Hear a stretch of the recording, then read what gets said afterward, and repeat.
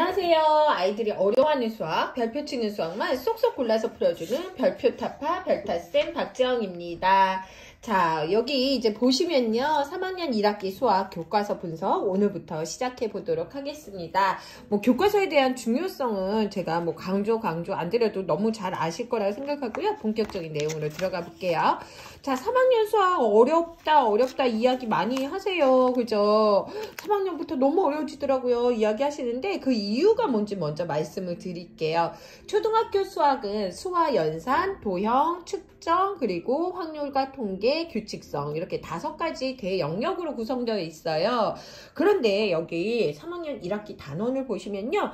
덧셈과 뺄셈, 나눗셈, 곱셈, 분수와 소수 무려 6개 중에서 4개의 단원이 수와 연산 파트예요. 그런데 수와 연산 파트 같은 경우는 1학기 때 잘 연습이 되어 있지 않으면 2학기 때 심화 과정을 하기가 굉장히 어려워져요. 그래서 그거에 대한 응용이나 심화를 하기가 어렵기 때문에 1학기 때 정말 잘 잡아주셔야 된다는 거 다시 강조드리고요. 평면 도형 어떤 거예요? 네, 도형 파트고 그리고 길이와 시간의 측정 파트까지 나와 있습니다. 자세한 내용은 제가 교과서 넘기면서 천천히 말씀드리도록 할게요. 자, 첫 번째 단어는 뭐예요? 덧셈과 뺄셈 나와요. 어떻게 계산할까요? 나오는데요.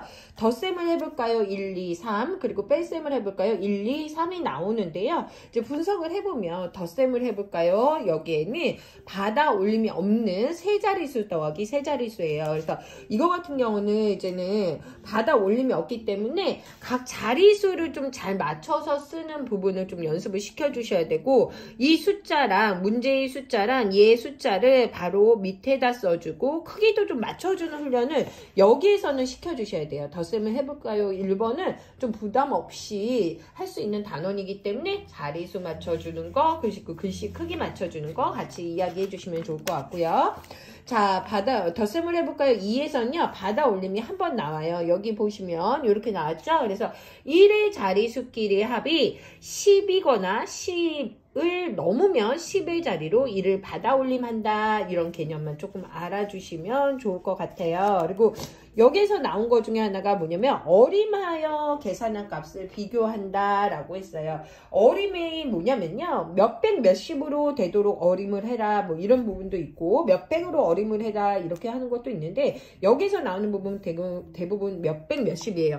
그럼 얘를 어림을 하면 몇백 몇십으로 어림을 하면은 수직선에서 어디에 가까운 걸 보셔야 돼요. 120에 가까울까 130에 가까울까. 그렇게 설명해 주시면 쉬워요. 그럼 얘는 130에 가까우니까 얘는 130으로 어림을 해야 되고요. 얘는 114는 110이 가까울까? 120이 가까울까? 물어보세요. 그럼 110이 더 가깝죠. 그래서 어림을 사실 어려워하는 친구들이 더 많아요. 그래서 어림하는 거에 대한 좀 기준을 이야기해 주시면 좋을 것 같고요. 덧셈을 해볼까요? 3번에서는요. 받아 올림이 이쪽은 2번 있는 거, 이쪽은 받아 올림이 3번까지 있어서 100의 자리에 수끼리의 합이 10이거나 10을 넘으면 1000의 자리로 1을 받아 올림한다. 여기까지 나와 있어요. 그래서 큰 수가 나와서 아이들이 조금 부담스러워하는 단원인데요.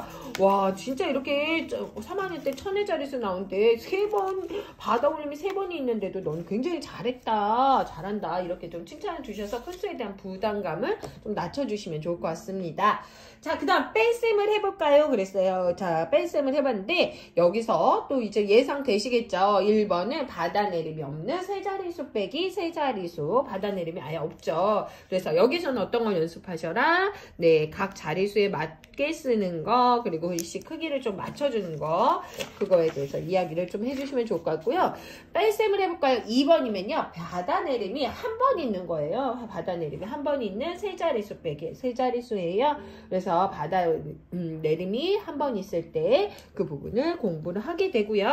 그 다음에 받아내림이 이거는 10에서 1의 자리로 가는 것도 있고 그 다음에 100의 자리에서 받아내림 수를 10의 자리에 쓰는 것도 있고 이렇게 두 종류로 되어 있다는 거 말씀드리겠습니다. 그래서 우리 아이가 어떤 걸 더 어려워하는지 요거 두 개로 좀 분석해 보시면 좋을 것 같고요. 그 다음에 뺄셈을 해볼까요? 3번 보시면 받아내림이 2번이 있어요. 받아내림이 2번이 있기 때문에 아이들이 조금 부담스러워하는 부분이 있거든요. 그리고 여기에다가 이제 바다 내림수를 쓸 때 조금 정확하게 쓸 수 있도록, 그리고 저 위치를 잘 맞출 수 있도록 좀 해주시면 좋고요. 자, 어머님들이 물어보세요. 뭐 학습지나 우리 아이가 이제는 수학을, 수연산을 좀 잘하기 때문에 바다 내림을 안 해도 다 맞는데 이걸 굳이 써야 되냐 이렇게 얘기하는데, 이거는 바다 내림을 쓰는 거는 사실 방법 중에 하나예요. 근데 이 바다 내림을 예를 들어서 두 자리 이상 나누기를 해가지고 이렇게 해서 네, 4 막 이래가지고 이렇게 바다 내림을 막 해가지고 막 한다고 생각해보세요. 엄청 복잡해지겠죠. 그래서 자연스럽게 이거는 좀 없앨 수 있도록 연습을 해주셔야 되고, 여기를 학교 교과과정을 해야 하기 때문에 여기를 쓸 줄은 알아야 하지만, 굳이 아이가 오답이 생기지 않고 잘 하는데 굳이 막 쓰라고는 안 하셨으면 좋겠어요. 물론 교과 단원 안에서는 네, 선생님의 요구에 맞춰서 해야 되지만, 그러지 않은 경우는 좀 아이가 좀 축산이 된다 그러면 그거에 대해서는 좀 너무 터치 안 하셨으면 좋겠습니다. 네, 그 다음 이제 단원이 평면 도형 단원이에요. 자, 평면 도형 같은 경우는 사실은 여기 이 단원을 저는 굉장히 중요하게 생각하고, 아이가 왜? 라는 질문을 되게 많이 할 수 있어야 돼요.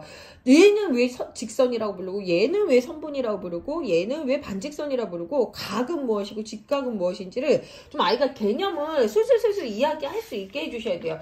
그렇지 않고 그냥 뭐 뾰족한 거 막 이렇게 했다가는 사실은 개념에서 무너지면 이 되게 3학년 2학기 4학년 계속 평면도형, 입체도형 뭐 5, 6학년까지 나올 때 무너지게 돼 있거든요. 그리고 제가 늘 강조드리지만 기하 파트 굉장히 중학교에서 고등학교에는 중요해요. 그래서 그 기초가 된다고 보시면 될 것 같아요. 자, 선의 종류는 어떤 것들이 있을까요? 그랬어요. 그래서 구분선과 고든선이 있다는 거, 그거에 대해서 나왔고요. 자, 고든선에서 두 점을 곱게 이은 선을 선분이라고 한다라고 했어요. 그럼 이 선분의 특징은 어떤 것들이 있는지 엄마랑 좀 이야기를 해주셔야 돼요. 이거는 두 점 사이에 가장 짧은 길이에요. 만약 긴 거면 이렇게 곡선이 되겠죠? 그리고 선분의 양쪽에는 시작점이랑 끝점이 있어요. 시작점이 있고 끝점이 있어요. 선을 나누었다고 보시면 돼요. 나눌 뿐으로. 그리고 얘는 쭉 가는 양쪽으로 끝없이 늘어진 고든선의 일부예요.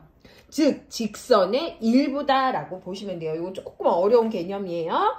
자, 그 다음에 이제는 여기 보시면 저는 사실은 직선보다 반직선이 이렇게 먼저 나온 게 조금 아쉬웠는데, 직선을 저는 사실 먼저 나와야 된다는 생각이 있거든요. 그러면 그 어쩔 수 없으니까 교과 흐름이 이렇게 돼 있으니까 이렇게 봐주시는데, 저는 아이들을 이제는 지도해 보면 반직선보다 직선을 더 이해하기 쉬워하거든요. 그래서 이거를 자른 것이 반직선이다 하는 게 좀 쉽더라고요. 근데 제가 교과의 흐름에 따라서 그냥 맞춰서 이야기할게요. 얘는 반만 직선인 거예요. 그러니까 저는 이제 직선이 먼저 나와야 된다라고 주장을 했는데, 하여튼 그래서 한 점에서 시작해서 직선이라는 건 양쪽으로 끝없이 늘어진 선이에요. 근데 얘는 반만 직선이에요. 그래서 한 점에서 시작하여 이 니은을 지나는 선이다. 그래서 한 점을 시작해서 한쪽으로 끝없이 느린 고든선이다. 그래서 얘는 시작점이 있고 이쪽으로 간다. 그래서 시작점 먼저 적어주는 거를 이렇게 해주셔야 돼요. 얘는 니은 기억, 니은, 요거 또 헷갈려 합니다. 자, 그 다음에 이제는 직선 이야기 했어요. 직선 같은 경우는 여기서 참 반직선이 나오는 이유는 뒤에 각이 나오기 때문이거든요. 그래서 이 각이란 연계를 조금 시켜주셔야 돼요. 자, 그거 한번 생각을 하시고, 선분의 양쪽으로 끝없이 느린 선을 직선이라고 한다. 그래서 얘는 이렇게도 읽을 수 있고 이렇게도 읽을 수 있다. 이렇게도 갈 수 있고 이렇게도 가요. 아까 선분도 마찬가지인데요. 아이들이 이 친구도 이렇게 썼어요. 직선만 썼어요. 직선. 근데 여기에다가 직선 기역 니은 또는 직선 니은 기역이라고 꼭 써주셔야 돼요. 그러면 애들이 잘 이해 못하거든요. 직선이잖아요. 그런데 얘 이름이잖아. 그지? 네가 지영이면 너는 박만 쓴 거야. 이렇게 얘기를 해주시면 아이들이 조금 쉬워해요. 그리고 반직선, 얘는 비읍에서 미음을 향한다. 비음, 미음. 이렇게 쭉 가주시면 좋을 것 같습니다. 그리고 반직선도 어떻게 해요? 반직선도 직선의 일부분이죠. 직선의 일부분. 선분도 직선의 일부분이다. 자, 이제 본격적으로 각을 알아볼까요? 나왔어요. 자, 각을 알아볼 거예요. 여기에서는 아이들한테 충분히 뭐예요? 정의를 알아야 돼요. 한 점에서 시작하여 한 점에서 근 두 반직선으로 이루어진 도형. 얘를 도형이라고 이야기한다는 거를 좀 충분히 이야기를 해주셔야 돼요. 얘도 도형이다. 선분과 선분이 만나면, 선과 선이 만나면 그걸 도형이라고 해. 선과 선이 만났지? 그럼 얘는 도형이야. 그림의 모양을 갖게 되는 거야. 그래서 도형이란 말 자체를 아이들이 삼각형이나 사각형 이렇게 돼야 된다고 생각하거든요. 근데 선과 선이 이으면, 선과 선이 만나면 얘는 도형이 된다라고 봐주시면 돼요. 그래서 얘를 두 반직선이란 말이에요. 얘를 반직선이에요. 그죠? 두 반직선인데 모든 선들이 도형에 들어가면 뭘로 바뀐다? 변으로 바뀐다. 이게 되게 중요한 포인트예요. 얘가 왜 반직선인데 왜 변이라고 불러? 그냥 외워. 이렇게 각에서는 변이야. 이렇게 하는데 선분이나 선, 뭐 직선, 뭐 반직선 모두 도형으로 얘가 들어가게 되면 변이라는 말로 변신을 한다라고 해주셔야 돼요. 얘는 평면 도형에서 변이지만 나중에 어머님들도 아시고 있으시지만 입체 도형에서는 모서리라는 말로 바뀌어요. 그래서 변, 모서리, 선분이 다 같은 종류이지만 어디에 들어가느냐에 따라서 이름이 바뀐다라고 봐주시면 되고 여기에서 꼭지점은 주인공이라고 해주셔야 돼요. 얘도 점만 쓰는 애들이 있거든요. 아니면 니은만 써요. 얘를 이름을 다 써주셔야 된다. 점, 니은이라고 써주셔야 된다. 그리고 각의 주인공은 제가 이제 노래로 하면 아이들한테 각의 주인공은 나야 나 너무 음치인가요? 그래서 얘를 보면 항상 가운데 들어가야 돼. 주인공이 나이기 때문에 센터라고 이야기해 주시는 게 좋고 얘를 변을 읽을 때 반직선이기 때문에 변 니은 디귿이라고 읽어야지 거꾸로 읽으면 안 된다. 왜? 반직선이기 때문에 라고 이야기해 주셔야 돼요. 그런 좀 원론적인 이야기를 해 주셔야 되고 얘가 그림을 지금 그렸는데 얘 맞았을까요? 이렇게 자대고 안 그리면 안 되죠. 근데 자대고 안 그리는 것도 틀렸지만 얘는 어떻게 해요? 이렇게 갔으면 여기에 튀어나와야 된다는 거예요. 반직선이어야 된다는 거예요. 그래서 이렇게까지 쭉 나올 수 있도록 지도를 해 주시는 게 좋다. 자, 아이들한테요 직각이 엄청 많이 나와요. 도형에서, 초등 도형에서. 근데 직각이 뭐야? 라고 물어보면 이렇게 반듯한 거야 막 이렇게 얘기하면 아주 훌륭한 거죠. 근데 이런 거예요 막 이렇게 해서 모서리 이런 거예요 이렇게 얘기하는 친구들도 굉장히 많아요. 근데 종이를 여기서 다 학교에서 배워요. 종이를 반듯하게 두 번 접었을 때 생기는 각, 두 번 접었을 때 생기는 각을 직각이라고 하고, 네, 이거는 각, 기역, 니은, 디귿, 주인공은 나야 나, 그리고 꼭지점 니은에 이렇게 해서 직각을 꼭 표시를 한다. 그래서 직각을 좀 표시하는 연습을 해주시면 좋을 것 같습니다. 그죠? 일반적으로 각을 표시할 때는 이렇게 표시하지만 얘는 반듯해서 이렇게 표시해. 요거 직각 아니라고 생각하고 제가 이야기 드릴게요. 이렇게 하면 이렇게 표시하지만 직각은 이렇게 표시해. 그래서 두 가지 종류로 표현할 수 있다는 거 이야기해 주시면 좋을 것 같습니다. 그 다음에는 이제 직각을 배웠으면 직각 삼각형에 대해서 공부를 하게 돼요. 그래서 이 한각이 직각인 삼각형 이렇게 해서 이야기를 꼭 해주시면 좋을 것 같아요. 그 다음에 또 어떤 게 나와요? 직사각형 나오죠? 제가 정의를 자꾸 아이가 말할 수 있도록 하죠. 그리고 직각사각형이라고 하지 않는다. 왜냐면은 말이 너무 길어. 이 정도만 해주셔도 좋을 것 같아요. 그죠? 네, 그리고 요거는 직각이 4개인 사각형, 그죠? 그래서 요 특징을 조금 보면은 내각의 크기가 모두 같다는 거, 그리고 마주 본다는 이야기를 한번 해주셔야 돼요. 마주 보는, 이런 문제가 나와서 얘기해요. 마주 보는 변의 길이가 같다. 얘랑 얘는 이웃이야. 이웃하는 변, 마주 보는 변. 그럼 얘랑 마주 보는 변은 누굴까? 얘요. 이렇게 얘기할 수 있게 해주셔야 돼요.